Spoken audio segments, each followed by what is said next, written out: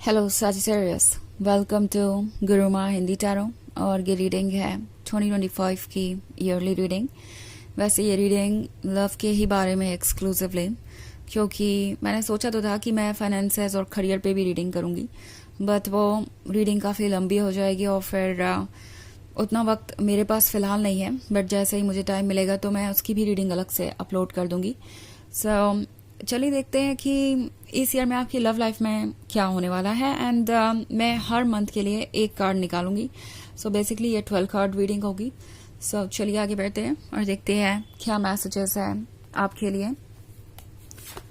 Messages for Sagittarius।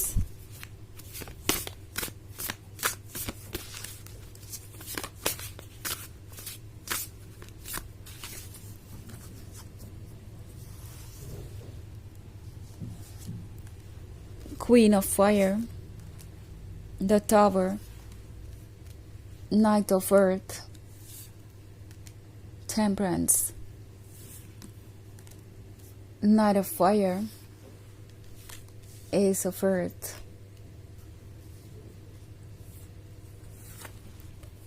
Two of Water, the Star, Queen of Earth, Three of Fire, Page of Air, and the Hermit.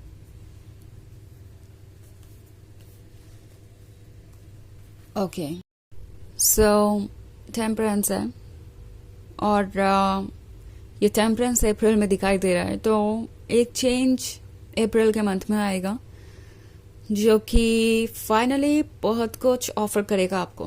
Now अगर मैं बात करूँ सबसे पहले quarter की, जनवरी, फरवरी और मार्च की, तो क्वीन ऑफ फायर के साथ आप वो अट्रैक्टिव पर्सन है जिसके अट्रैक्शन से जनवरी में कोई बचने नहीं वाला। ये एक्चुअली आपके मैग्नेटिक पर्सनालिटी के बारे में है। आप जनवरी में बहुत सारे लोगों को अट्रैक्ट करेंगे। इनफैक्ट द टावर मोमेंट है, तो जैसे लगता है कि आप एक नई स्टोरी को लिखेंगे और दोबारा से सब कुछ स्टार्ट होगा। Sagittarius ये उस सिचुएशन को दर्शाता है जहाँ पे आप काफ़ी लंबे समय से एक पॉइंट पे स्टक थे। अगर आप रिलेशनशिप में थे तो वो रिलेशनशिप आगे नहीं बढ़ पा रहा था, या फिर आप सिंगल थे और आपको कोई ऐसा मिल नहीं रहा था जो कि आपके लायक लगे आपको या आपके लिए सुटेबल लगे। इट्स लाइक ओके, ये पर्सन मेरा मैच हो सकता है। आप ऐसा नहीं महसूस कर पाए, बट जल्दी ही टावर मोमेंट उस सिचुएशन को बदलेगा और बहुत सारी चीज़ें रिवील होंगी। इनफैक्ट मार्च के मंथ में नाइट ऑफ अर्थ है। सो अगर आप रिलेशनशिप में हैं और वेट कर रहे थे कि कब आपका पर्सन आपको कमिटमेंट देगा, कब फाइनली चीज़ें मूव करेंगी, तो नाइट ऑफ अर्थ आपके लिए ये गुड न्यूज़ लेके आया है कि फाइनली चीज़ें मूव करेंगी और आपको वो कमिटमेंट मिलेगा जिसके आप हकदार हैं। सो मार्च में आप एक्सपेक्ट कर सकते हैं कमिटमेंट। नाउ इवन इफ अगर ये पर्सन आपसे कहीं दूर चला गया था, अगर ये ब्रेकअप वाली सिचुएशन है जहाँ पे आप मिस कर रहे थे इन्हें, तो जनवरी के मंथ में ये पर्सन आपसे इतना अट्रैक्टेड महसूस करेगा कि वो ऑलरेडी ये फील करने लगेंगे कि उन्हें आपको अप्रोच करना चाहिए। फिर फरवरी के मंथ पे टावर है, तो टावर के साथ बहुत सारी चीज़ें सामने आएंगी और फाइनली मार्च में ये पर्सन आपको वो कमिटमेंट ऑफर कर सकता है जिसकी उम्मीद तो शायद आपने छोड़ दी थी, बट वो चीज़ें होंगी। ओके, एंड फिर अगर हम नेक्स्ट और 3 मंथ्स की बात करें, यानी अप्रैल, मई और जून की, तो फिर टेम्परेंस के साथ वो चेंजेस आएंगे जो आपने इमेजिन नहीं किए थे। यानी टेम्परेंस आपको एक नए फेज में शिफ्ट करेगा और एस ऑफ अर्थ के साथ मे बी बहुत सारे लोग मैरिड होंगे ऑलरेडी। हो सकता है आप इमीडिएटली कोई फैसला ले शादी का, या फाइनली आपको कोई ऐसा लवर मिल जाए। इनके हिसाब सिंगल हैं तो क्वीन ऑफ फायर आपके लिए बहुत सारे पोटेंशियल मैचेस लेके आएगा। सो आपके पास बहुत कुछ होगा चूज करने के लिए। इनफैक्ट शुरुआत में आप थोड़े कंफ्यूज भी रह सकते हैं कि आपको क्या चूज करना चाहिए और क्या नहीं। आपके पास बहुत सारे ऑप्शंस होंगे एंड बाय द टाइम आप मई में पहुंचेंगे बहुत सारी चीजें क्लियर हो चुकी होंगी। चेंजेस के साथ आप अपनी लाइफ को एंजॉय कर रहे होंगे, क्योंकि जो कुछ भी आपको हर्ट कर रहा था या पेनफुल था या ऑब्स्टेकल था, वो द टावर मूवमेंट के साथ फरवरी में ही आपके लाइफ से बाहर हो जाने वाला है। सॉरी, कैमरा थोड़ा सा शिफ्ट हो गया। सो नाइट ऑफ फायर के साथ जून में ये पर्सन काफी ज्यादा इंटरेस्टिंग हो सकता है। आप इनकी पर्सनालिटी का अदर साइड देखेंगे, काफी रोमांटिक होंगे ये। और जून का मंथ मैं देख रही हूँ आपका काफी एंजॉय करते हुए बीतेगा। नॉट ओनली आपको इस पर्सन का अटेंशन मिलेगा, अगेन आपको बहुत सारे लोगों का अटेंशन मिल सकता है। और थोड़ा सा ये पर्सन उन चीजों को लेके इनसिक्योर हो सकता है।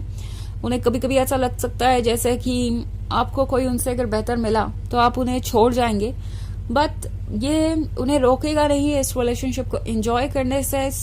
मैं आपका फर्स्ट हाफ ईयर का बहुत अच्छा देख रही हूँ। और ऐसा लग रहा है कि रोमांटिकली ये ईयर बहुत ज्यादा सरप्राइजिंग हो सकता है। मे बी आप बहुत ज्यादा डिसअपॉइंटेड रहे हैं पास्ट में, बट वो चीजें अब और कंटिन्यू नहीं होंगी।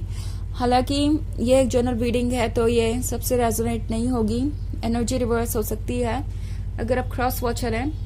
ओके, इसके अलावा अगर आप पिछले वीक की रीडिंग देखना चाहें तो उसका लिंक आपको डिस्क्रिप्शन बॉक्स में मिल जाएगा। तो चलिए आगे बढ़ते हैं। अब अगर हम नेक्स्ट क्वार्टर की बात करें, जुलाई, अगस्त और सितंबर की, तो 2 ऑफ वाटर है।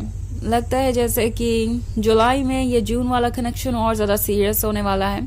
आप दोनों और ज्यादा एक दूसरे पे फिक्स होते जाएंगे, एक दूसरे के साथ डीप कनेक्शन में आते जाएंगे। यहाँ एक डीप गहराई है, तो ऐसा है कि जून में आप एक रोमांटिक फ्लर्टेशियस लव एंजॉय करेंगे, और दूसरी तरफ जुलाई में बहुत intensely emotionally connected deep love, जहाँ पे इमोशन सबसे ज्यादा स्ट्रांग होंगे।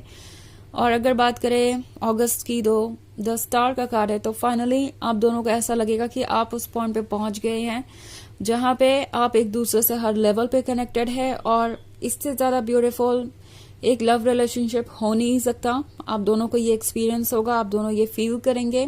ओके, क्वीन ऑफ अर्थ का कार्ड है, तो क्वीन ऑफ अर्थ के साथ जो भी चीजें आप कर रहे हैं वो सोच समझ के कीजिए। आई थिंक सितंबर के बारे में है ये, कि सितंबर में आपको थोड़ा सा प्रैक्टिकल होना पड़ेगा। हो सकता है कि कुछ चैलेंजेस आपके सामने आए इस रिलेशनशिप में, बट देन वो हर रिलेशनशिप में होते हैं, तो प्रैक्टिकली उसका सॉल्यूशन निकालना जरूरी होगा। ओके, अगेन अगर हम बात करें नेक्स्ट क्वार्टर की, यानी अक्टूबर, नवंबर और दिसंबर की, तो द हर्मिट के साथ कभी कभी आपको ऐसा लग सकता है कि वो आपको समझ नहीं पा रहे हैं, आपके बीच में उतना अच्छा कम्युनिकेशन नहीं है। अक्टूबर में चीजें थोड़ी डिफरेंट लग सकती है, क्योंकि जैसे जैसे ऑब्स्टेकल्स आएंगे वो आपको थोड़ा सा ड्रेन करेंगे, बट इसका मतलब ये नहीं है कि आपका रिलेशनशिप अच्छा नहीं है या वर्क नहीं करेगा। 3 ऑफ फायर के साथ अगेन नवंबर में हो सकता है आपके बीच में कुछ दूरियां बढ़े। कुछ लोगों के लिए ये इमोशनल डिस्टेंस के बारे में हो सकता है, या कुछ लोगों के लिए ये डिफरेंट प्लेसेस में रहने के बारे में हो सकता है, फिजिकल डिस्टेंस के बारे में हो सकता है। मे भी हो सकता है कोई अच्छी जॉब अपॉर्चुनिटी आपको मिले या उनको मिले, तो आप थोड़े समय के लिए एक दूसरे से दूर रहें जब तक कि आप किसी नए प्लेस पे एडजस्ट नहीं हो जाते, और वो दूरी आप दोनों को ही खलेगी। और पेज ऑफ एयर है, तो ऑब्वियसली दिसंबर के मंथ में ये पर्सन आपके बारे में ही सोचता रहेगा। सो अगर आप दूर भी हैं, कोई चैलेंजेस भी आ रहे हैं आपके लाइफ में, तो भी आप एक दूसरे के बारे में ही सोचते रहेंगे। तो ये भी लव का एक दूसरा ही साइड है जिसे आप एक डिफरेंट तरीके से एक्सपीरियंस करेंगे। तो मैं देख रही हूँ कि इस साल में आप लव के हर फॉर्म को एक्सपीरियंस करेंगे, flirtatious, seductive, deep and intense and emotional, and then ये लॉन्गिंग वाला फेज जब आप एक दूसरे को मिस कर रहे होंगे। तो बहुत सारी चीजें होंगी एक्सपीरियंस करने के लिए, और ये काफी इंटरेस्टिंग ईयर होगा लव के पर्सपेक्टिव से। तो चलिए देखते हैं आपके लिए ऑरेकल मैसेज क्या है।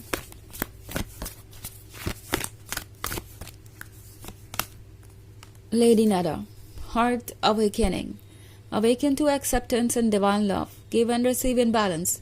तो ये कार्ड आपसे कह रहा है कि आपको डिवाइन लव एक्सेप्ट करना चाहिए। डिवाइन लव यानी आपके अपने सोल का लव, और वो सोल आपको लव कई तरीके से ऑफर करेगी।